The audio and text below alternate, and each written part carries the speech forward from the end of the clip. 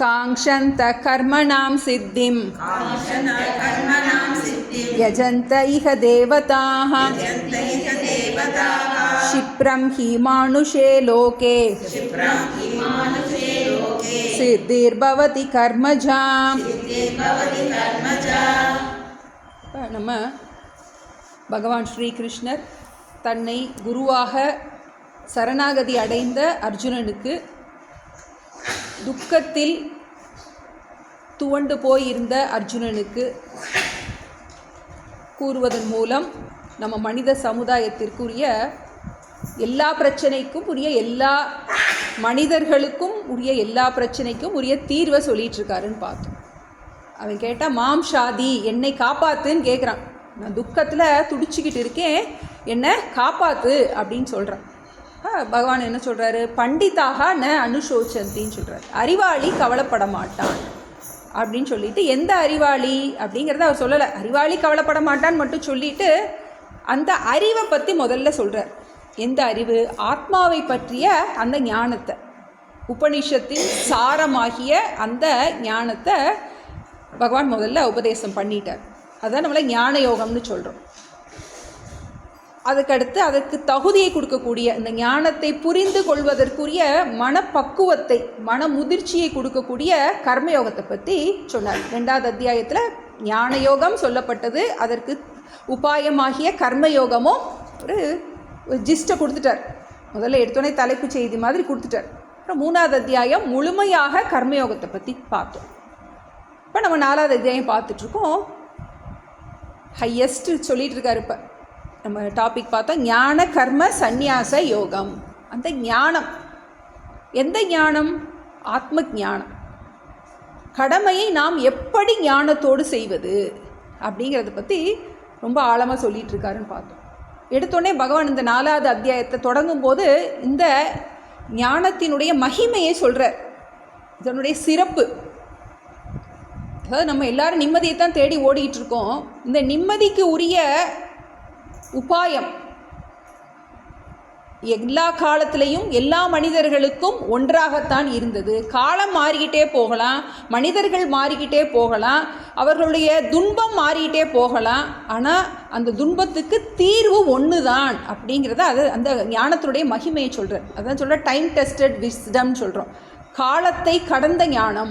எவ்வளவுதான் நம்ம காலங்கள் மாறிட்டு வந்தால் கூட இதுதான் முழுமையான நிம்மதிக்கு உரிய உபாயம்.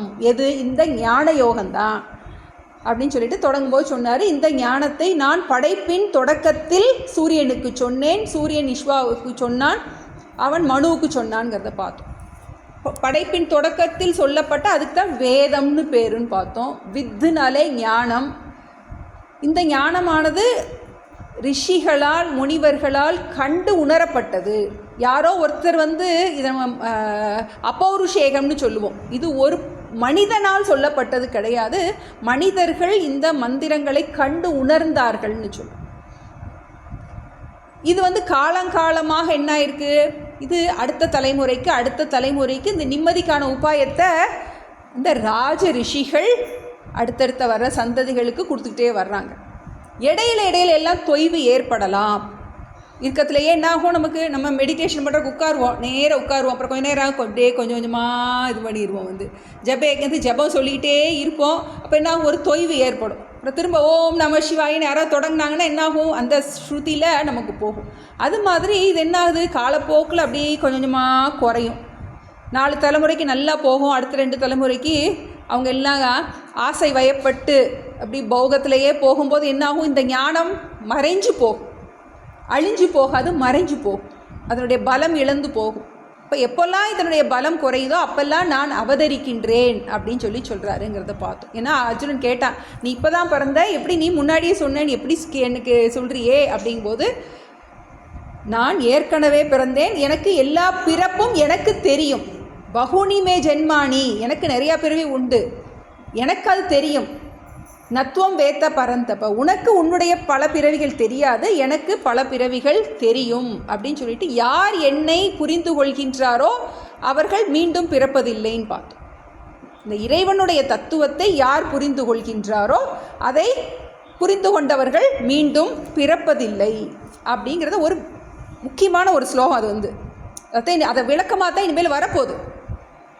இப்போ ஒரு கேள்வி வரலாம், ஏன் எல்லாருக்கும் மோட்சம் கிடைக்க மாட்டேங்குது அப்படிங்கும்போது பகவான் சொல்கிறாரு, யார் கேட்கலையே, யார் கேட்டால் தானே நான் சொல்லுவேன்.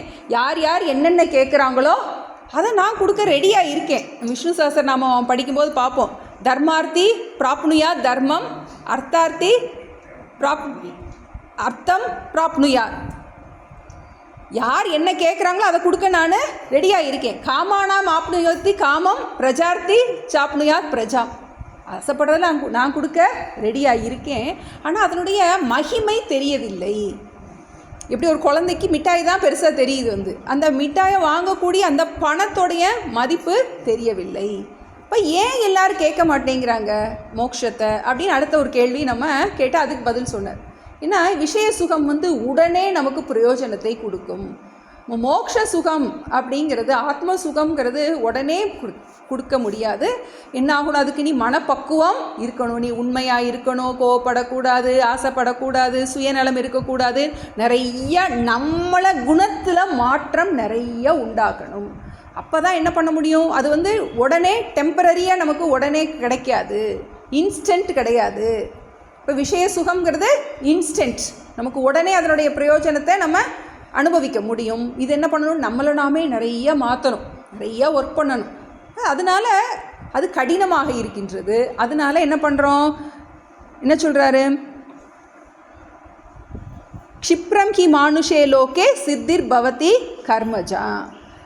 உடனடியாக இந்த மனித உலகில் இந்த கர்மத்தினால் உண்டாகின்ற இந்த விஷய சுகத்தினால் உண்டாகின்ற இந்த பலன் என்ன இருக்குது, க்ஷிப்ரம், உடனே, இன்ஸ்டன்ட், குயிக்காக, என்ன பண்ணுறது, ஃபாஸ்ட் ஃபுட்டு மாதிரி என்னது, வேகமாக அதனுடைய பிரயோஜனத்தை நாம் உலக சுகத்தில் அனுபவிக்க முடியும். ஆனால் அந்த ஆத்ம சுகம்ங்கிறது மெல்ல மெல்ல மெல்ல தான் என்ன பண்ண முடியும்.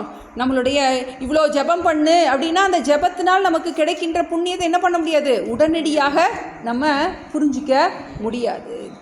இப்போ நமக்கு ரொம்ப முக்கியமான விஷயம் என்னென்னா, நம்மளுடைய கலாச்சாரத்தில் மோட்சம்தான் முக்கியமாக இருந்திருக்கு. நம்மளுடைய 4 புருஷார்த்தங்கள் பார்க்குறோம், அறம், பொருள், இன்பம், வீடு. அந்த மோட்சம்தான் மேலான புருஷார்த்தமாக இருந்திருக்கு. ஆனால் நமக்கு இந்த மெட்டீரியலிஸ்டிக் வேர்ல்டில் என்ன ஆயிடுச்சு, நமக்கு அதனுடைய பிரயோஜனம், அதனுடைய மகிமையே நமக்கு தெரியல. அதன் காரணமாக என்ன பண்ணுறோம், நம்ம சின்ன சின்ன விஷயத்துலையே நம்ம நிம்மதியவும் பணத்தையும் சேர்த்து முடிச்சு போட்டுட்டோம் நம்ம. ஆனால் அந்த காலத்தில் நம்மளுடைய சாஸ்திரத்தில் புண்ணியத்துக்கும் நிம்மதிக்கும் தான் ஈக்குவேஷன். நீ நிம்மதியாக இருக்கணும்னா உனக்கு புண்ணியம் நிறையா இருந்தால் நீ நிம்மதியாக இருக்க முடியும். அதுதான் ஈக்குவேஷன். நிறைய பேர் பார்ப்போம், நம்ம பணம் நிறையா வச்சுருப்பாங்க ஆனால் நிம்மதியே இல்லாமல் இருக்கிறவங்களையும் பார்ப்போம். பணமே இல்லாமல் பார்ப்போம், அந்த காட்டில் ஆடு மாடு மேய்ச்சிட்டு அதுக்கு பாட்டுக்கு நிம்மதியாக இருக்கிறதையும் பார்ப்போம். அதுக்கு பாட்டுக்கு சந்தோஷமாக இருக்கிறதில்ல, சாப்பிட்டு இது பண்ணுறதை பார்க்கலாம். இப்போ பணத்துக்கும் நிம்மதிக்கும் என்ன பண்ணிட்டோம், நம்ம முடிச்சு போட்டுட்டோம். அதனால என்ன பண்ணுறோம், பணத்தை தேடியே ஓடிக்கிட்டே இருக்கோம். ஆனால் அது எப்போ புரியுது, நிறையா பணம் வந்ததுக்கப்புறம் தான் புரியுது பணத்தினால நிம்மதி இல்லை அப்படிங்கிறது. அதுதான் மாயையோட விசேஷம். ஆனால் நம்மளுடைய சாஸ்திரத்தில் அந்த காலத்தில் முன்னாடி எல்லோரும் முன்னோர்கள்லாம் தெளிவாக தான் இருந்திருக்காங்க. நமக்கு இப்போ இந்த எஜுகேஷன் சிஸ்டம் எல்லாம் வேறு மாதிரி வந்ததுனால என்ன ஆயிடுச்சு, நமக்கு ஒரே போட்டியாக இருக்குது. எதில் போனால் பணம் நிறைய சம்பாதிக்கலாம், நிறைய இது வாங்கலாம், அது வாங்கலாம். என்ன பண்ணுறோம், நம்ம பொருள்கள்னால சந்தோஷம்னு அது பின்னாடியே ஒரு அலைஞ்சிக்கிட்டு இருக்க ஒரு காலகட்டத்தில் நம்ம இதை படிச்சுக்கிட்டு இருக்கோம். எதாகி தர்மசிய கிளானிர் பவதிங்கிற மாதிரி அது எப்படியோ தொஞ்சு போய் அப்படியே உள்ளே போயிட்டுருக்கிற நேரத்தில் இப்போ நம்மெல்லாம் கொஞ்சம் கொஞ்சம் எல்லா இடத்துலையும் எங்கே பார்த்தாலும் கீதை கிளாஸ் நடக்குது, பாகவதம் நடக்குது, தேவாரம் நடக்குது. என்ன பண்ணுறோம், எத்தை தின்னா பித்தம் தெளியுங்கிறது மாதிரி எல்லாருக்கும் என்னாச்சு, கோயிலில் பார்த்தா கூட்டமாக இருக்குது. அந்த காலத்துலலாம், எங்கள் காலத்துலலாம் மாரியம்மன் கோயிலுக்கு போனால் ஆளே இருக்காதும்பாங்க. ரொம்ப ஒரு 40 வருஷத்துக்கு முன்னாடிலாம் ஆளே இருக்காது அப்படிம்பாங்க. அப்போ எப்போல்லாம் தொஞ்சு போச்சோ அதுக்கப்புறம் என்னது, அது எப்படியே தானே தன்னை புதுப்பித்து கொள்கின்றது. இப்போ இந்த விஷய சுகம்ங்கிறது உடனடியாக அதனுடைய பலன் கிடைக்கிறதுனால என்ன ஆகுது, மக்களுக்கு அதை நோக்கி போயிட்டுருக்காங்க. இதனுடைய மகத்துவம் தெரிவதில்லை அப்படின்னு சொல்கிறார். பின்னி அடுத்து ஒரு முக்கியமான இன்னொரு டாபிக் உள்ள போகிறார். பகவான் தன்னுடைய சிருஷ்டியை சொல்கிறார். ஏன்னா நான் தான் சிருஷ்டி பண்ணேன் அப்படிங்கிறார் உலகத்தை. என்னை நீ புரிஞ்சுக்கிறதுனா, என்னை புரிந்து கொள்பவன் ஜென்ம கர்ம சமே திவ்யம் ஏவம் யோவேதி தத்துவதக தெக்துவா தேகம் புனர்ஜென்ம நைத்தி மாமேத்தி சோர்ஜுன 9வது ஸ்லோகத்தில் சொல்கிறார். என்னை புரிந்து கொண்டவன் ஜென்மத்திலிருந்து விடுபடுகின்றான் அப்படின்னு சொல்லிட்டு இன்னும் கொஞ்சம் ஆழமான விஷயத்துக்குள்ளே கொண்டு போகிறார். நமக்கு இந்த ஞானத்தை பற்றி சொல்ல வர்றவர் இன்னும் சிருஷ்டியில் இருக்கின்ற அந்த அவர் தன்னுடைய படைப்பை பற்றி சொல்கிறார். 13வது ஸ்லோகம் கொஞ்சம் அடிக்கடி இதை கேட்ட நிறைய பேர் கேள்விப்பட்ட ஸ்லோகமாக இருக்கலாம். 13 சாதுர்வர்ண்யம் மயா சிருஷ்டம் குணகர்ம விபாகஷः தஸ்ய கர்த்தாரம் அபி மாம் வித்ய கர்த்தாரம் அவ்யயம் சாதுர்வர்ண்யம் மயா சிருஷ்டம் குணகர்ம விபாகஷः தஸ்ய கர்த்தாரம் அபி மாம் வித்ய கர்த்தாரம் அவ்யயம். இதில் 2 வரி இருக்குது. முதல் வரி ஒரு டாபிக் சொல்லப்படுது, 2வது வரி வேறு டாபிக், 2 வேறு டாபிக். இப்போ முதல் வரியில் அவர் என்ன சொல்கிறாரு, சாதுர்வர்ண்யம் மயா சிருஷ்டம் குணகர்ம விபாகஷः. வர்ணம் சாதுர்வர்ண்யம் 4 விதமான குழுக்களை விதமான குணங்களுடைய மனிதர்களை நான் படைத்தேன். நமக்கு வர்ணம் அப்படின்னா வர்ணாசிரமம் அப்படின்னு இப்போ கேள்விப்பட்டிருக்கலாம். ஆசிரம தர்மங்கள், வர்ணாசிரம தர்மம்.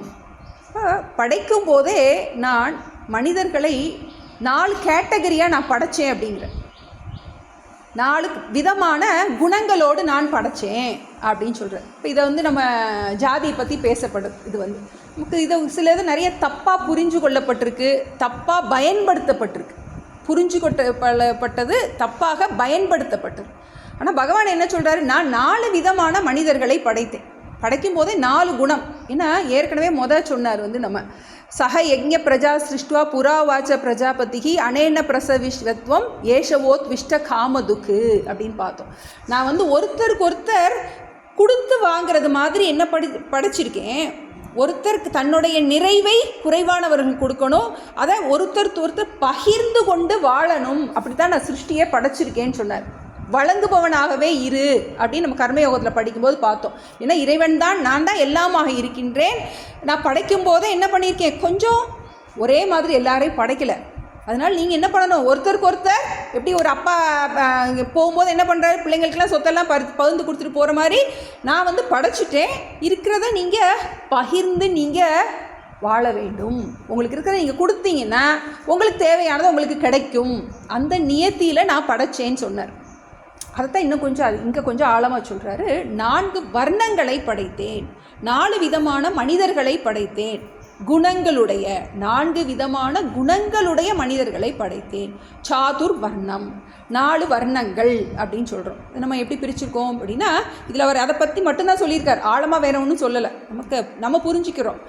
பிராமண, சத்திரிய, வைஷ்ய, சூத்ர, இந்த 4 விதமான குணங்களை உடைய சாதுர் வர்ணம் மயா சிருஷ்டம். மயா என்னால் சிருஷ்டிக்கப்பட்டது. வர்ணம்னா குணம். 4 விதமான குணங்கள் என்னால் படைக்கப்பட்டது. குண கர்ம விபாகஷக, குணத்தின் அடிப்படையிலும் தொழிலின் அடிப்படையிலும் 4 விதமான பிரிவுகள் உண்டாக்கப்பட்டது. இது வந்து ஒரு சமுதாய நோக்கத்தில் சொல்கிறார். ஒரு சிருஷ்டியில் கண்டிப்பாக இந்த 4 விதமான மனிதர்களின் தேவை இருக்கும். ஒன்று பிராமணர், அடுத்து சத்திரியர், வைஷ்யர், சூத்ரர். இப்போ நம்ம பிராமணர் அப்படிங்கும்போது நம்ம என்ன சொல்கிறோம், அவங்க வந்து படித்தல், படிப்பித்தல் அவங்களுடைய முக்கியமான நோக்கம். டீச் பண்ணுறது, அவங்க என்ன பண்ணணும், படிக்கணும். அவங்களும் நிறையா படிக்கணும், படித்து சொல்கிறது. என்ன டீச்சிங்காக இருந்தால் கூட அதை வந்து நம்ம வந்து பிராமணர் தான். நம்ம இந்த படிப்பு தான் அதை நம்ம சொல்கிறது கிடையாது. பிராமணர்கள் அப்படின்னாலே டீச்சிங். அடுத்தது நம்ம என்ன சொல்கிறோம், வைஷ்யர்கள், சத்திரியர்கள். சத்திரியர்கள் என்னது, அவங்க அட்மினிஸ்ட்ரேஷன். அவங்க அந்த சமுதாயத்துக்கு பாதுகாப்பை தருபவர்கள், சமுதாயத்திற்கு அறிவை தருபவர்கள் பிராமணர்கள். சமுதாயத்தை பாதுகாப்பவர்கள், அதுவும் அட்மினிஸ்ட்ரேஷனில் இருக்கிறவங்க, அதனுடைய எல்லா நிர்வாகத்தில் இருப்பவர்கள், பாதுகாப்பை தருபவர்கள், அவர்கள்லாம் 2வது கேட்டகரியில் வர்றாங்க. அவங்கள தான் நம்ம சத்திரியர்கள்னு சொல்கிறோம். 3வது என்னென்னா அவங்க வந்து பொருளாதாரத்தை அவங்க தாங்கி கொள்பவர்கள். நிறைய அவங்க தான் அக்ரிகல்ச்சர் எல்லாம் விளைச்சல் பண்ணுறது, அந்த விளைச்சலை ஒரு இடத்துலேருந்து இன்னொரு இடத்துக்கு கொண்டு போகிறது, இதெல்லாம் இந்த வைஷ்யர்களுடைய பொருள். இந்த 3 பேருக்கும் உதவியாக இருப்பவர்கள் சூத்ரர்கள். இந்த 4 குணங்கள் உடைய மனித பிரிவுகள்: பிராமண, சத்திரிய, வைஷ்ய, சூத்ர. இதை நம்ம 3 அடிப்படையில் பிரிக்கப்படுகின்றது. 4 வர்ணங்கள் எதன் அடிப்படையில் பிடிக்கப்படுகின்றது அப்படின்னா குணங்களின் அடிப்படையில் பிடிக்கப்படுகின்றது. நம்ம ஏற்கனவே பார்த்தோம், சத்வகுணம், ரஜோகுணம், தமோகுணம். இந்த குணம் வந்து எப்படி இருக்குன்னா வந்து ஒருத்தருக்கு மாதிரி ஒருத்தருக்கு இருக்காது. நம்ம இந்த கெமிக்கல் நம்மளுடைய காம்போசிஷன் இருக்கு இல்லையா, ஒருத்தரோட உடம்பு மாதிரி ஒருத்தருக்கு இருக்காது. அது மாதிரி ஒருத்தர் குணம் மாதிரி ஒருத்தருக்கு இருக்காது. இப்போ ஜென்ரலாக பார்க்கும்போது பிராமணர்கள் அப்படின்னா அவங்களுக்கு சத்துவம், ரஜஸ், தமஸ் இந்த ஆர்டரில் இருக்கும். சத்துவ குணம்னா நமக்கு தெரியும், பொறுமை, அன்பு, சகிப்புத்தன்மை, நல்ல நுண் அறிவு, மன அமைதி, இதெல்லாம் வந்து சத்துவ குணத்தினுடைய முக்கியமான குணங்கள். அது வந்து சத்துவத்தினுடைய குணம். பின்னாடி இதெல்லாம் பார்க்க போகிறோம்.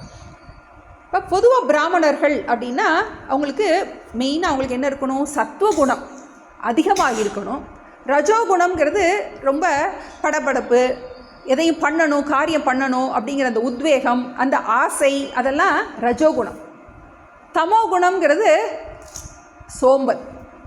ஒரு பிராமணனுக்கு என்ன இருக்கணும், முதல்ல சத்துவகுணம் அதிகமாக இருக்கணும், ரஜோகுணம் அதுக்கு அடுத்து வரணும், தமோ குணம் 3வதாக இருக்கணும். யாருக்கு இந்த 3 இந்த ஆர்டரில் இருக்கோ, யாராக இருந்தாலும் அவங்க பிராமணர்கள். சத்துவம், ரஜஸ், தமஸ் இந்த ஆர்டரில் இருக்கும். அடுத்து சத்திரியர்களுக்கு பார்க்கும்போது அவங்களுக்கு எப்படி இருக்கணும்னா, முதல்ல ஒரு வீரனுக்கு என்ன இருக்கணும், அந்த ஒரு படபடப்பு, உத்வேகம், செய்கிற அந்த செயல்திறன் இருக்கணும். அவனுக்கு ரஜஸ் இருக்கணும். முதல்ல ரஜஸ் மட்டும் இருந்தால் போதாது, அந்த ரஜஸை அவன் என்ன பண்ணணும், நல்ல வழியில் பயன்படுத்தணும், சமுதாயத்துக்காக பயன்படுத்தணும். அப்போ ரஜஸ், சத்துவம், தமஸ் அவனுக்கு அந்த ஆர்டரில் இருக்கும். அவன் என்ன பண்ணுறான், தன்னுடைய அந்த நல்ல குணத்தை சமுதாயத்துக்காக பயன்படுத்துகிறான், அவன் சத்திரியன். இப்போ 3வது வைஷ்யன். வைஷ்யனும் என்ன பண்ணுறான், அவனும் காரியம் பண்ணிக்கிட்டே இருக்கான், நிறையா இது பண்ணுறான், கிருஷி காரியம் பண்ணுறான், எல்லா காரியம் பண்ணுறான், பொருளாதாரத்தை அவன் தான் தாங்கி பிடிக்கிறான். ஆனால் அவனுக்கு எப்படி இருக்குன்னா ரஜஸ், தமஸ், சத்துவம். அவனுக்கு என்னதேனாலும் ராஜா மாதிரி எல்லாருக்காகவும் அவனு அப்படி இல்லாமல் தன்னுடைய கொஞ்சம் சுயநலம் இருக்கும், தன் குடும்பத்துக்காக அப்படின்னு என்ன பண்ணுறான். அதனால் அவனுக்கு என்ன பண்ணுறோம், நம்ம ரஜஸ், தமஸ், சத்துவம் கொஞ்சம் குறைவாக இருக்குது. அடுத்து சூத்ரர்கள் அப்படின்னு பார்க்கும்போது அவங்களுக்கு தமஸ் அதிகமாக இருக்குது, ரஜஸ் அடுத்து வருது, சத்துவம் 3வதாக வருது. இது வந்து நமக்கு இந்த காம்பினேஷன், இந்த யாருக்கு வந்து நல்ல பொறுமையான குணம் முதல்ல இருக்கோ, அடுத்து ரஜஸும் தமசும் வந்துச்சுன்னா அவர்கள பிராமணர்கள், இந்த குணத்தின் அடிப்படை.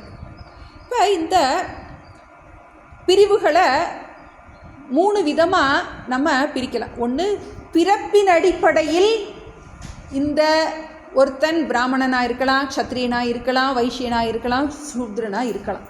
1.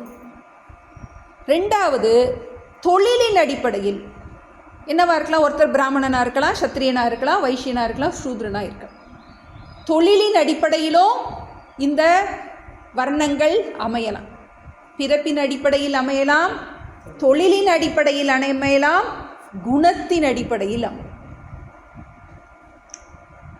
குணத்தின் அடிப்படை, ஒருத்தர் பிறக்கும் போது வேறு தாழ்ந்த ஜாதியில் பிறந்திருக்கலாம், ஆனால் குணத்தின் அடிப்படையில் அவர் உத்தமமான ஜாதியாக என்ன பண்ண முடியும், மாற முடியும். இப்போ இதில் 2 வந்து இந்த பிறப்பின் அடிப்படையில் இருப்பதை என்ன பண்ண முடியாது, நம்ம மாற்ற முடியாது. தொழிலையும் குணத்தை என்ன பண்ணிக்கலாம், நம்மளால் மாற்ற முடியும். பகவான் இந்த மாதிரி ஒரு வேரியேஷனோட படைச்சிருந்தாலும் அவர் இது உயர்ந்தது இது தாழ்ந்ததுன்னு என்ன பண்ணலை, அதை சொல்லவே இல்லை. 4 தான் படைச்சிருக்கேங்கிற. நம்ம எத்தனை புருஷ சூக்தத்தில் ஒரு மந்திரம் வரும், எப்படி ஒரு உருவம் கொடுத்து இறைவனுடைய தலையிலிருந்து பிறந்தவர்கள் பிராமணர்கள், தோள்களிலிருந்து பிறந்தவர்கள் சத்திரியர்கள், அந்த இடைப்பகுதியிலிருந்து பிறந்தவர்கள் வைஷ்யர்கள், பாதத்திலிருந்து பிறந்தவர்கள் சூத்ரர்கள். அதை தப்பாக புரிஞ்சுக்கிட்டு இதிலேருந்து பிறந்துட்டேன் அதிலேருந்து பிறந்துட்டேன். அது என்ன அர்த்தம்னா, இப்போ அந்த காலம் சின்ன பிள்ளையில ஒரு கதை படிச்சிருப்போம். உடம்புல இருக்கிற எல்லா உறுப்புகளும் ஒன்று ஒன்று சண்டை போட்டுச்சான். மூளை சொல்லிச்சான் நான் தான் சிறந்தவன் அப்படின்னு. ஒரு உறுப்பும் என்ன பண்ணிச்சான், நான் இல்லாட்டி ஒன்றும் இல்லை, நீ இல்லாட்டி ஒன்றும் இல்லைன்னு. உண்மையில் என்ன, எல்லாமே முக்கியம். அதே மாதிரி தான் இந்த 4 வர்ணங்களும் இருந்தால் தான் ஒரு சமுதாயம் நல்லா எல்லாத்துக்கும் தேவை நமக்கு. இப்போ ஒரு ஸ்கூலில் எடுத்தாலே, ஒரு ஸ்கூலில் டீச்சர் இருக்கணும், ஸ்டூடெண்ட் இருக்கணும், அட்மினிஸ்ட்ரேஷன் இருக்கணும், க்ளீன் பண்ணுறவங்க இருக்கணும், எல்லா இடத்துலையுமே. அது இல்லாமல் இந்த 4 வர்ணம் இல்லாமல் எங்கேயுமே கிடையாது. இப்போ இது ஒரு நல்ல ப்ராடாக நம்ம புரிஞ்சிக்க வேண்டிய ஒரு விஷயம். இது சமுதாயத்தின் நோக்கத்தில் இது மிக மிக அவசியமானது. இப்போ நம்ம பிறப்பின் அடிப்படையில் இதை கொண்டு வரும்போது என்னாகும், சில நேரம் நம்ம தொழிலை பிறப்பின் அடிப்படையும் எடுத்துக்கலாம், குணத்தின் அடிப்படையும் எடுத்துக்கலாம். நம்மளுடைய தொழில், இப்போ நான் ஒரு வேலை பார்க்க போகிறேன் அப்படின்னா, சில நேரங்கள் என்னாகும், என்னுடைய முன்னோர்கள் இதே தொழிலில் வந்திருக்கலாம். அப்படி இருக்கும்போது என்னாகலாம், எனக்கு அந்த தொழில் எனக்கு ஈஸியாக அமையலாம். அப்படி இல்லாட்டி என்னுடைய குணமே படபடங்கிற குணமாக இருக்கலாம். எனக்கு இதை பண்ணணும் அதை பண்ணணுங்கிற குணமாக இருக்கலாம். அப்போ அதுக்கு தக்கபடி என்னுடைய தொழிலை நான் என்ன பண்ணிக்க முடியும், மாற்றிக்க முடியும். இப்போ தொழிலையும் குணத்தையும் என்ன பண்ணிக்கலாம், நம்ம மாற்றிக்கலாம். அந்த பிறப்பை நம்ம மாற்ற முடியாது. இப்போ நம்மளுடைய அதாவது 3லையுமே பிராமணனாக இருக்கிறதுங்கிறது வெரி ரேர். பிராமணனாக பிறந்து பிராமண தொழில் பண்ணி பிராமண குணத்தோடு இருக்குது, அதெல்லாம் வெரி வெரி ரேர். நமக்கு அந்த ப்ரப்போசிஷன் ஒவ்வொருத்தருக்கும் மாறிக்கிட்டே இருக்கும். ஆனால் உண்மையில் நம்ம கடைசியில் என்ன பார்க்க போகிறோம், எல்லாமே சமங்கிறத தான் நம்ம படிக்க போகிறோம். சமம் சர்வேஷு பூதேஷு திஷ்டந்தம் பரமேஸ்வரம் வித்யா வினய சம்பன்னே பிராமணே கவிஹஸ்தினி சுனிச்சைவ ஸ்வபாகேஷ பண்டிதாக சமதர்ஷனகன் பின்னாடி படிக்க போகிறோம். வித்யா வினய சம்பன்னே, படித்தவன் படிக்காதவன், பிராமணே சூத்ரன், எல்லாரிடமும் இருப்பது அந்த இறைவன் தான்ங்கிறத நமக்கு மேலான தத்துவம். ஆனால் அந்த ஸ்லோகம்லாம் வெளிவரல. ரொம்ப இந்த சாதுர்வர்ணியம்ங்கிற இது மட்டும் கொஞ்சம் நிறைய அரசியல்வாதிகளால் நிறைய தப்பாக பயன்படுத்தப்படும். நம்ம ஜென்ரலாக புரிஞ்சுக்கிறோம். பகவான் படைக்கும் போது என்ன சொல்கிறாரு, நான் 4 விதமான வர்ணங்களை படைத்துள்ளேன், தொழில் குழுக்களை படைத்துள்ளேன். நமக்கு இந்த பிறவை எடுத்துருச்சே, அதெல்லாம் நமக்கு அவசியமே கிடையாது. நம்மளால் முடிஞ்ச நன்மைகளை செய்கிறது தான் நமக்கு முக்கியம். நம்ம புண்ணியங்களை சம்பாதிக்கிறது தான் நமக்கு முக்கியம். எதன் அடிப்படையில், குணகர்ம விபாகஷக, குணத்தின் அடிப்படையிலும் தொழிலின் அடிப்படையிலும். ஏன்னா நம்ம சாஸ்திரத்திலேயே நிறையா பார்க்குறோம். நம்ம வியாசர் பார்க்குறோம், வேதங்கள் எல்லாம் தொகுத்தவர்னு பார்க்குறோம். நம்ம இது எழுதியிருக்கார், நம்ம பகவத்கீதை அவர் தான் எழுதியிருக்காருன்னு பார்க்குறோம். அவர் மீனவ பெண்கிட்ட பிறந்தவர்னு நம்ம பார்க்குறோம். அவர் வால்மீகி பார்க்குறோம், அவர் வேடுவனாக இருந்தவர் ரிஷி ஆகின்றார். அப்போ எந்த வர்ணத்தில் நம்ம பிறந்திருந்தாலும், என்ன கீழ் வர்ணத்தில் என்ன இது பிறந்தாலும், ஒரு குணபிராமணனாக ஆவது எல்லாராலையும் முடியும். ராவணன் பார்க்குறோம், அவன் பிராமணன், எத்தனை பேருக்கு தெரியும் தெரியாது. ராவணன் ஒரு பிராமணன், ஆனால் அவன் என்ன ஆயிட்டான், அவன் கீழான ஒரு இதுக்கு போயிட்டாங்கிறத பார்க்குறோம். இப்போ அந்த குணத்தின் அடிப்படையில் என்ன பண்ண முடியும், மேலேருந்து கீழேயும் குதிக்க முடியும். ஏன்னா பிராமண குணத்தில் பிறந்துட்டு தப்பான தொழில் பண்ணி ரொம்ப கீழான இருக்கிறவர்களையும் நம்ம பார்க்க முடியும்.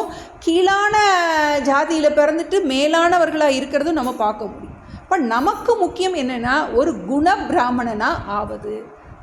எதனால் குணபிராமணன் ஆகணும் அப்படின்னா, குணபிராமணனால் மட்டும்தான் மெய்ப்பொருளை புரிந்து கொள்ள முடியும். நம்மளுடைய மனம் முழுமையாக சத்துவ பிரதானமாக ஆனால் தான் என்ன பண்ண முடியும், நம்மளால் இந்த பேருண்மையை அறிந்து கொள்ள முடியும்.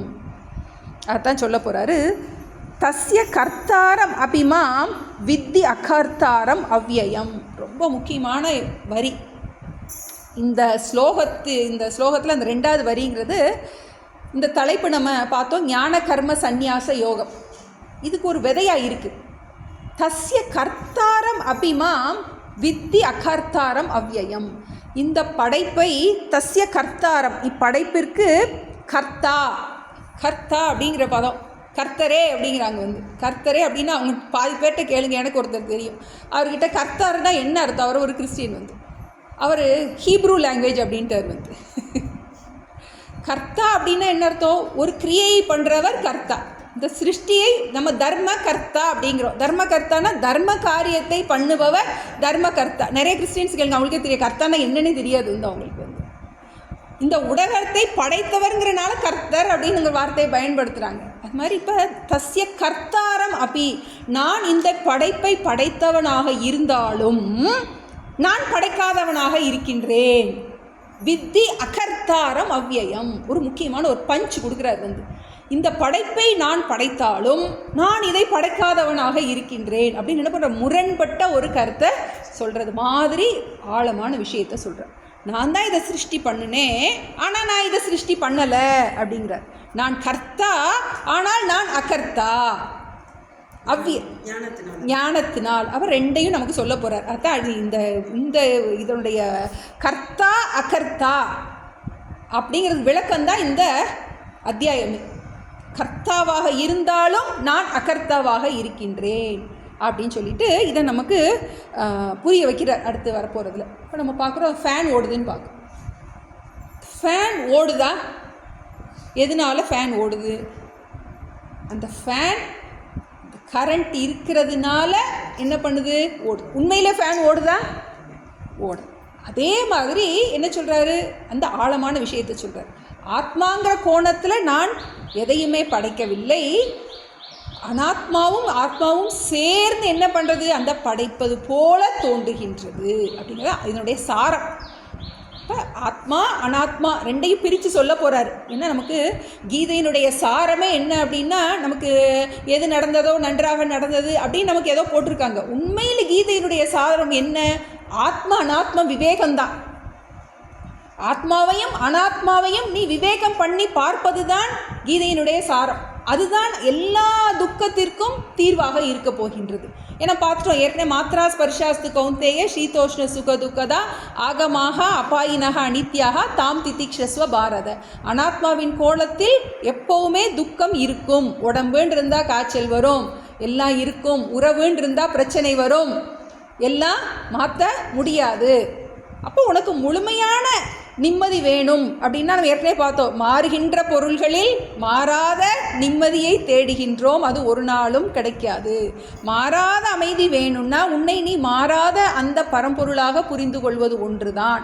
இப்போ இவர் பகவான் சொல்கிறாரு, நான் இந்த உடல் மனமோடு சேர்த்து ஒரு ஈஸ்வரனாக, நான் மாயையினால் ஒரு ஈஸ்வரனாக இதை சிருஷ்டி பண்ணினாலும் உண்மையில் நான் மாறாத அந்த ஆத்மாவாகவே இருக்கின்றேன் அப்படிங்கிறது தான் சொல்கிறார். தஸ்ய கர்த்தாரம் அபிமாம் வித்தி அகர்த்தாரம் அவ்யயம். சிருஷ்டி கர்த்தாவாக நான் இருந்தாலும் நான் என்னை அகர்த்தா என்று தெரிந்து கொள் அப்படின்னு சொல்கிறார். மேலான ஒரு விஷயம், இதுதான் இந்த மெயினான சாரம். திரும்ப எனக்கு எக்ஸ்பிளைன் பண்ணுறார். 14 நமாம் கர்மாணி லிம்பந்தி நமே கர்ம பலே ஸ்பிருஹா இதி மாம் யோபிஜானாதி கர்மபிர்ன சபத்யதே நமாம் கர்மாணி லிம்பந்தி நமே கர்ம பலே ஸ்பிருஹா இதி மாம் யோபிஜானாதி கர்மபிர்ன சபத்யதே. இதில் பகவான் தன்னை பற்றியே சொல்கிறார். தான் எப்படி இந்த சிருஷ்டி பண்ணுனே அப்படின்னு சொன்னவர், நமாம் கர்மாணி லிம்பந்தி, என்னை இந்த செயல்கள் ஒட்டாது அப்படிங்கிறார். என்னுடைய இந்த செயல்கள் என்னை ஒட்டாது. நமாம் கர்ம பலே ஸ்பிருஹா, என்னை இந்த கர்ம பலனின் எனக்கு விருப்பம் இல்லை அப்படிங்கிற. நம்ம ஏற்கனவே பார்த்தோம், நீ பலனில் பற்று இல்லாமல் காரியத்தை பண்ணு அப்படிங்கிற. அதே மாதிரி நான் கர்ம பலத்தில் விருப்பம் இல்லாமல் இருப்பதால் இந்த கர்ம பலன் என்னை ஒட்டாது அப்படிங்கிற. ஏன்னா நம்ம பார்க்குறோம் நம்மளுடைய பிறப்பின் காரணம் என்ன அப்படின்னா புண்ணிய பாபம் அப்படிங்கிற. புண்ணியத்தின் காரணமாகவும் பாபத்தின் காரணமாக தான் நமக்கு ஜென்மா வருது. நிறைய புண்ணியம் பண்ணுனா நமக்கு நல்ல பிறவி கிடைக்கும். இன்னும் நல்ல இது பண்ணும்போது நமக்கு ஸ்வர்கலோக பிராப்தி கூட கிடைக்கும் அப்படின்லாம் நமக்கு சாஸ்திரத்தில் சொல்லப்பட்டிருக்கு. நமக்கு நிறைய பாவம் பண்ணனா கீழான பிறவி கிடைக்கும். ரொம்ப பாவம் பண்ணால் அதோ கச்சந்தி தாமசாக நரகத்தில் போய் விழுவ அப்படின்லாம் வரும், இன்னும் பின்னாடி வரப்போகுது. அப்போ இந்த புண்ணிய பாப சக்கரம்ங்கிறது என்னது, நமக்கு தொடர்ந்து வந்துக்கிட்டே இருக்குது. சாஸ்திரத்தை பொறுத்த வரைக்கும் புண்ணியத்தை நம்ம இரும்பு விலங்குன்னு சொல்லுவோம், பாவத்தை இரும்பு விலங்குன்னு சொல்லுவோம், புண்ணியத்தை பொன் விலங்குன்னு சொல்லுவோம். ஏன்னா புண்ணியமும் நம்மை பந்தப்படுத்தும், புண்ணியமும் நம்ம பிறவியை கொடுத்துக்கிட்டே இருக்கும். நிறைய நம்ம புண்ணியம் பண்ணிக்கிட்டே இருந்தோன்னா என்ன ஆகும், நமக்கு நல்ல அடுத்து ஒரு வசதியான வீட்டில் பிறந்து கஷ்டப்படலாம். சொல்ல முடியாது நமக்கு எப்படி அந்த பெர்முடேஷன் காம்பினேஷன் எப்படி நமக்கு வரும்னு தெரியாது. சொர்க்கலோகம் கூட கிடைக்கலாம். சொர்க்கலோகத்தில் எவ்வளோ நாள் இருப்போம், அமெரிக்காவில் எவ்வளோ நாள் இருப்போம், விசா இருக்கிற வரைக்கும். அது மாதிரி சொர்க்கலோகத்தில் எவ்வளோ நாள் இருப்போம், அந்த புண்ணியம் குறையிறது. க்ஷீணே புண்ணியே மர்த்தியலோகம். என்ன ஆகும், நமக்கு புண்ணியம் குறையிறது வரைக்கும் அங்கே இருக்கலாம். ஒரே ஜாலி டான்ஸு பாட்டுன்னு சாஸ்திரம் சொல்லப்பட்டிருக்கு. அடுத்த நாள் என்ன பண்ணணும், காலி பண்ணி ஆகணும், அந்த இடத்த காலி பண்ணி ஆகணும். அடுத்து எங்கே போகணும்னு தெரியாது, அடுத்த கர்மா எப்படி ஃப்ரெக்டிஃபை ஆகும்னு தெரியாது நமக்கு. அடுத்து ஒரு பூச்சியாக கூட பறக்க வேண்டியது இருக்கலாம், அந்த புண்ணியம் தொலைச்சி போனோன்னே. இப்போ என்ன ஆகுது, நமக்கு இந்த சுழற்சியில் நம்ம அதனால்தான் சம்சாரம்னு சொல்கிறோம். சம்சரதி திரும்ப திரும்ப என்னாவது பிறந்து பிறந்து பிறந்து பிறந்து சுற்றிக்கிட்டே இருக்கோம் நம்ம, அடுத்த பிறவி அப்படின்னு. இப்போ இதுக்கு ஒரு முடிவு வரணும்னா என்ன ஆகணும், நமக்கு இந்த புண்ணிய பாபத்துலேருந்து வெளிவரணும்.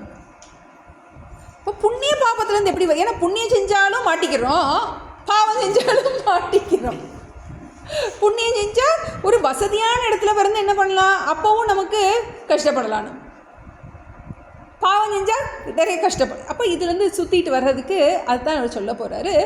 அந்த கர்ம பலனில் பற்றில்லாமல் இறைவா இந்த இதனால் இந்த செயல்னால் வருகின்ற புண்ணிய பாபம் அனைத்தையும் உனக்கே சமர்ப்பித்து விடுகின்றேன் அப்படின்னு சொல்லிட்டா என்ன ஆகுமா, நமக்கு இந்த புண்ணிய பாபத்திலிருந்து விடுபட்டு விடலாம். கர்ம பலே ஸ்பிருகா. பகவான் நான் எதனால் இதிலேருந்து விடுபட்டு இருக்கேன் அப்படின்னா, நான் எல்லா கர்ம பலனையும் விரும்பாதவனாக நான் செயல்படுகின்றேன் அப்படிங்கிற சொல்கிறார்.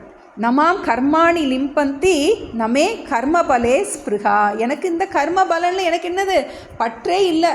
நான் என்ன பண்ணுறேன், எனக்கு எந்த பிரயோஜனத்தையும் விரும்பி நான் இந்த காரியத்தை பண்ணவில்லை. என்னுடைய தேவைக்காக என்ன பண்ணலை, இந்த கர்மத்தை நான் பண்ணவில்லை. இதி மாம் யோபி ஜானாதி. இதை யார் புரிந்து கொள்கின்றார்களோ, இறைவனின் தத்துவத்தை யார் புரிந்து கொள்கின்றார்களோ அவர்கள் கர்மபிகி ந பத்தியதே. அவர்கள் கடமையில் பந்தப்படுவதில்லை. பகவான் எப்படி காரியம் பண்ணுறாருன்னு புரிஞ்சிக்கிட்டு அதே மாதிரி நம்மளும் காரியம் பண்ணணும் அப்படின்னா, எப்படி பகவான் கடமையில் பந்தப்படாமல் இருக்காரோ அது மாதிரி நாமும் பந்தப்படாமல் இருக்கலாம் அப்படின்னு சொல்லிட்டு ஒரு ஆழமான விஷயத்தை சொல்கிறார். புரிஞ்ச மாதிரி இருக்கலாம், புரியாத மாதிரி இருக்கலாம். இது ஈஸ்வரனுடைய தத்துவம். நமக்கு 3 விஷயம் நமக்கு புரியணும். ஜீவஸ்வரூபம், ஈஸ்வரஸ்வரூபம், ஜெகத் ஸ்வரூபம். இப்போ ஈஸ்வரனுங்கிறது நம்ம ஒரு உருவத்திலேயே நம்ம பார்த்துருப்போம். முருகனாக பார்த்துருக்கலாம், விநாயகராக பார்த்துருக்கலாம். ஆனால் இப்போ இதில் தத்துவ அடிப்படையில் இறைவன்னா யாருன்னு சொல்கிறார். கொஞ்சம் ஆழமான விஷயம். இன்னும் அடுத்த 6 சாப்டர் ஃபுல்லாக இறைவனை பற்றியே சொல்ல போகிறார். நம்ம உருவக்கடவுள் பார்க்குறோம், இந்த உருவத்தை கடந்தவராகவே நம்ம பார்க்குறோம். கடவுள் அப்படின்னு சொல்லணும், உருவத்தை கடந்தவராக நம்ம பார்க்கின்றோம். ஸோ உருவத்தை கடந்த அந்த மெய்ப்பொருள் தத்துவமானது, அதை பற்றி நம்ம பார்க்க போகிறோம். ஆழமான விஷயங்கள் இப்போ 2 நோக்கம். இதை நான் சிருஷ்டி பண்ணினாலும் பண்ணாதவனாக இருக்கின்றேன். அப்போ 2 நோக்கத்தில் சொல்கிறார்.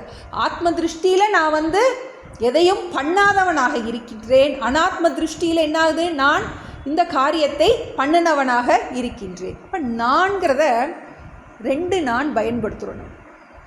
நான்கிற வார்த்தை தான் நம்ம வாழ்க்கையில் எல்லாருமே உலகத்தில் அதிகமாக பயன்படுத்தப்பட்ட வார்த்தை என்ன, அந்த நான்கிற சப்தம். அந்த நான்கிறத என்ன பண்ணுறோம், நம்ம சில நேரம் என்ன சொல்கிறோம், நான் சாப்பிட்டேன் அப்படிங்கிறோம். சில நேரம் என்ன சொல்கிறோம், உடம்பு சரியில்லை அப்படிங்கிறோம். இப்போ சில நேரம் என்ன பண்ணுறோம், இந்த உடம்பை நான் சொல்கிறேன், சில நேரம் என்ன நான் உடம்புக்கு வேறாகவும் வச்சுருக்கேன். இப்போ என்ன பண்ணுறோம், நம்ம மிக்ஸ் பண்ணி என்ன பண்ணுறோம், இதை பயன்படுத்துகின்றோம். இதுதான் சாஸ்திரம் நமக்கு பிரித்து கொடுக்குது, ஆத்ம அனாத்ம விவேகம். இப்போ நமக்கு இந்த இடத்துல கர்த்தா அபிமா வித்தி அகர்த்தாரம் அவ்யயம்.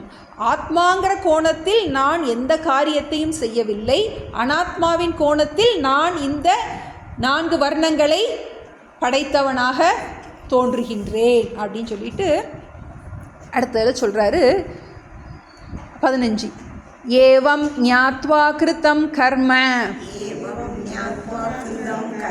பூர்வைரபி முமுக்ஷுபிஹி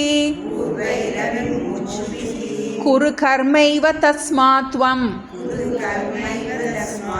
பூர்வைः பூர்வதரம் கிருதம். ஏவம் ஞாத்வா கிருதம் கர்ம பூர்வைரபி முமுக்ஷுபிஹி குரு கர்மைவ தஸ்மாத்வம் பூர்வைः பூர்வதரம் கிருதம். என்ன சொல்கிறார் பகவான்னா, இந்த ஞானத்தோடு எப்படி பகவான் தான் காரியம் பண்ணுகின்ற அதே சமயத்தில் அகர்த்தா என்பதை புரிந்து கொண்டு காரியம் பண்ணுறாரோ, அந்த கர்த்திருவத்தையும் அகர்த்திருவத்தையும் சமகாலத்தில் பயன்படுத்துகிறது. காரியம் பண்ணும்போதே அகம் அகர்த்தா, ஆத்மாங்கிற கோணத்தில் நான் அகர்த்தாவாக இருக்கின்றேன். உடல் மனம் புத்தி செயல்படும் போது அதற்கு ஆதாரமான நான் இதனால் பாதிக்கப்படாதவனாக இருக்கின்றேன் என்பதை புரிந்து கொண்டு, ஏவம் ஞாத்வா இவ்வாறு அறிந்து, எவ்வாறு அறிந்து, இந்த முன்னாடி சொன்ன முதல் ஸ்லோகத்தில் சொன்னது பாரு, வித்தி தஸ்ய கர்த்தாரம் அபிமா வித்தி அகர்த்தாரம் அவ்யயம். இந்த காரியத்தை நான் தான் செஞ்சேன், இருந்தாலும் நான் செய்யவில்லை அப்படின்னு சொல்கிறார். இப்போ 2 திருஷ்டி, 2 பாயிண்ட் ஆஃப் வியூ. ஆத்மாங்கிற கோணத்தில் அவர் எதுவுமே பண்ணலை, உடல் மனம் புத்திங்கிற அனாத்மாவின் கோணத்தில் அவர் என்ன பண்ணுறாரு, காரியம் பண்ணுகின்றார். இப்போ 2 சேர்ந்து மிக்ஸ் பண்ணும்போது ஆத்மாவும் அனாத்மாவும் சேரும்போது தான் என்னது, ஃபேனும் வேணும் கரண்ட்டும் வேணும். நமக்கு 2 தனித்தனியாக இருந்தால் என்ன பண்ண முடியாது, செயல்பட முடியாது. அது மாதிரி ஏவம் ஞாத்வா கிருத்தம் கர்ம பூர்வைஹி அபி முமுக்ஷுபிஹி. முமுக்ஷுன்னா மோட்சத்தை விரும்புபவர்கள். இந்த இடத்துல ஞானி, இந்த ஞானியானவர், இந்த ஞானி தான் எடுத்துக்கணும். இந்த ஞானியானவர் ஏவம் ஞாத்வா இதை அறிந்து, எப்படி அறிஞ்சார், பூர்வைரபி இதுக்கு முன்னாடி யார் வாழ்ந்தாங்களோ அவங்கக்கிட்ட கேட்டு தெரிஞ்சுக்கிட்டு, கிருத்தம் கர்ம அந்த செயல்களை தங்களுடைய கடமைகளை செய்தார்கள். ஞானிகள் என்ன பண்ணுறாங்க, இந்த ஞானத்தோடு காரியத்தை செஞ்சாங்க. எந்த ஞானத்தோடு, நான் காரியம் பண்ணினாலும் காரியம் பண்ணாதவனாக இருக்கின்றேன் அப்படின்னு சொல்லிட்டு, என்ன அர்ஜுனன் ஓடி போகிற ரெடியாக இருக்கான். ஏன்னா அவன்கிட்ட பேசிகிட்டு இருக்கார். அப்போ நீ இந்த கோர கர்மத்தை நீ பண்ணித்தான் ஆக வேணும், நீ பீஷ்மரையும் துரோணனையும் நீ கொண்டு தான் ஆகணும். அப்போ நீ எந்த ஆட்டிடியூடோட இந்த காரியத்தை நீ பண்ணணும் அப்படிங்கிறத சொல்லி கொடுக்குற. எப்படி நீ பண்ணுனா இந்த காரியத்தில் நீ பந்தப்படாமல் இருக்கலாம். அதான் சொல்கிறாரு, குரு கர்மைவ தஸ்மாத்வம். தஸ்மாத் எனவே, துவம் நீ என்ன பண்ணு, குரு கர்மைவ இந்த கடமையவே நீ செய்வாயாக, விட்டுட்டு ஓடாத. ஏன்னா நமக்கு எல்லாருக்குமே ஒரு போர்க்களம் இருக்கும், விட்டுட்டு ஓடிடலாமா அப்படின்னு இருக்கும். அதுதான் என்ன சொல்கிறாரு, என்ன கஷ்டமாக இருந்தால் கூட இந்த ஞானத்தோடு நீ செயல் புரிவாயே ஆனால், நான் ஆத்மா என்ற ஞானத்தோடு நான் இதனால் பாதிக்கப்படாதவனாக இருக்கின்றேன், ஆத்மாவாகிய என்னை எதுவும் ஒட்டாது என்ற ஞானத்தோடு நீ செயல் புரிவாயே ஆனால், குரு கர்மைவ தஸ்மாத்வம் பூர்வைகி பூர்வதரம் கிருத்தம். திரும்ப இன்னொரு அடைமொழி கொடுக்குறாரு, பூர்வைகி முன்னோர்களால், பூர்வதரம் முன்காலத்தில், கிருத்தம் செய்த செயலை. உன்னுடைய முன்னோர்கள் எல்லாம் அப்படி தான் இருந்திருக்காங்க. இப்போ இது காலங்காலமாக வந்த ஞானம், இந்த ஞானத்தினால மட்டும்தான் என்ன பண்ண முடியும், நீயே மோட்சத்தை அடைய முடியும். அதனால தான் முமுக்ஷுபிகின்னு போட்டிருக்காரு. அது அவங்க மோட்சத்தை விரும்புபவர்கள்னு எடுத்துக்கலாம், முக்தர்கள்னு எடுத்துக்கலாம், 2 பேரையும் நம்ம போட்டுக்கலாம். நமக்கு அவர்கள் இப்படி தான் காரியம் பண்ணினாங்க. எப்படி? தஸ்ய கர்த்தாரம் அபிமாம் வித்ய கர்த்தாரம் அவ்யயம். கர்த்தா என்பதையும் அகர்த்தா என்பதையும் புரிந்து கொண்டு, எந்த திருஷ்டியில்? ஆத்மாங்கிற திருஷ்டியில் நான் ஒரு நாளும் கர்த்தா கிடையாது, என்னால் ஒரு செயலும் செய்யப்படுவது கிடையாது. அப்போ அதை நான் நன்றாக புரிந்து கொண்டு, குரு கர்மைவ, உன்னுடைய கடமையை செய்வாயாக. நம்ம 3 விஷயம், நம்ம கர்மயோகம், ஞான யோகம் பார்த்துருக்கோம். கர்மயோகம் அப்படிங்கிறது எதுக்காக? ஆசையை குறைக்கிறதுக்காக, ஆசையை பண்படுத்துறதுக்காக. இப்போ நம்ம ஒரு பெரிய ஒரு பாறை இருக்கலாம், அந்த பாறையில் ஒரு சிலை செய்யணும்னு நினைக்கலாம். சிலை செய்யணும் என்ன பண்ணணும்? முதல்ல பெரிய பெரிய பீஸ் எல்லாம் டப்பு டப்பு டப்பு டப்புன்னு என்ன பண்ணிடணும்? ரிமூவ் பண்ணி ஆகும். அப்புறம் என்ன பண்ணணும்? மைன்யூட்டாக ஒர்க் பண்ணணும். அது மாதிரி என்ன பண்ணுறோம்? கர்மயோகத்தின் மூலமாக நம்ம ஆசைகள் எல்லாத்தையும் பண்படுத்துகின்றோம். ஏன்னா நம்ம பிறக்கும் போதே ஆசை வயப்பட்டவர்களாக தான் நம்ம பிறக்கிறோம். எல்லாருக்குமே ஆசை இருக்குது. அப்போ முதல்ல என்ன பண்ணுறோம்? அதர்மமான ஆசையை தர்மமான ஆசையாக மாற்றி, அப்புறம் அந்த தர்மமான ஆசையிலையும் நிறைய கஷ்டம் வரும் நமக்கு. தர்மமாக தான் கேட்போம், ஆனாலும் தர்மமாக கேட்டாலும் என்னாகும்? நமக்கு பல விஷயம் கிடைக்காது. சில விஷயம் கிடைக்கும், பல விஷயம் கிடைக்காது. அதனால தான் சாஸ்திரம் சொல்லுது, அந்த தர்மமான ஆசையில் இருந்தும் முழுமையாக விடுதலை அடை. பிரஜகாதி யதா காமான் சர்வான் பார்த்த மனோகதான் ஆத்மன்யேவ ஆத்மனா துஷ்டக ஸ்தித பிரஜ்ஞஸ்ததோச்சதே. என்ன பண்ணு? தர்மமான ஆசையிலிருந்தும் விடுபட்டு, ஆசை அருமீன்கள் ஈசனோடாயினும் ஆசையர், அந்த ஆசை கூட என்ன பண்ணு? விட்டு.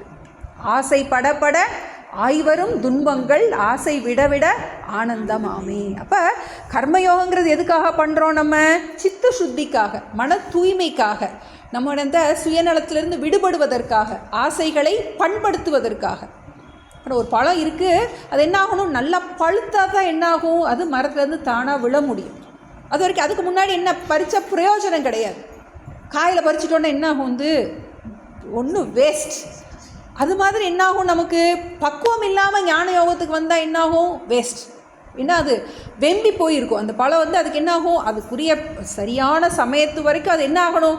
கண்டிப்பாக மரத்தில் இருந்து தான் ஆகணும். அது மாதிரி நமக்கு மனப்பக்குவம் வர்றது வரைக்கும், சித்த சுத்தி வர்றது வரைக்கும் என்னது? கண்டிப்பாக கர்மயோகம் தேவை. அதுக்கப்புறம் என்னது? மோட்சம். நம்ம ஆசைகள் பண்படுத்தி நம்ம என்ன பக்குவம் வந்ததுக்கப்புறம் நமக்கு ஞான யோகம். அப்புறம் ஞான யோகத்துக்கு அப்புறம் நம்ம என்ன பண்ண போகிறோம்? திரும்பவும் காரியம் பண்ண போகிறோம். எதுக்காக? லோக சங்கிரகார்த்தம். அது சொல்லியிருக்கார், நான் இப்படி தான் காரியம் பண்ணுறேன். இப்போ அர்ஜுனன் விட்டுட்டு போகிறேங்கிற, எப்படினாலும் நீ விட்டுட்டு போகக்கூடாது. நீ கர்மயோகம், நீ என்ன பண்ண? நீ உனக்கு பக்குவம் இல்லைன்னா பக்குவத்துக்காக கர்மயோகம் பண்ணணும். பக்குவம் இருந்தால் தான் ஞான யோகத்துக்குள்ளே போக முடியும். நீ ஞான யோகி அப்படின்னா லோக சங்கிரகத்துக்காக நீ கர்மயோகத்தை பண்ணணும். எப்படியா பார்த்தாலும் நீ டியூட்டியை விட்டுட்டு போகவே கூடாது. அந்த டியூட்டியை பண்ணும்போது இருக்கின்ற உன்னுடைய ஆட்டிடியூடை நீ மாற்றிக்கோ. மாற்றிக்கிட்டீங்கன்னா என்ன பண்ணலாம்? உனக்கு இந்த கஷ்டத்துலேருந்து விடுபடலாம் அப்படிங்கிறத நான் அடுத்ததில் சொல்ல போகிறார். நம்ம அடுத்த கிளாஸில் பார்ப்போம். இதை சாண்டிங் பண்ணிடுவோம். சாதுர்வர்ணியம் மயா சிருஷ்டம்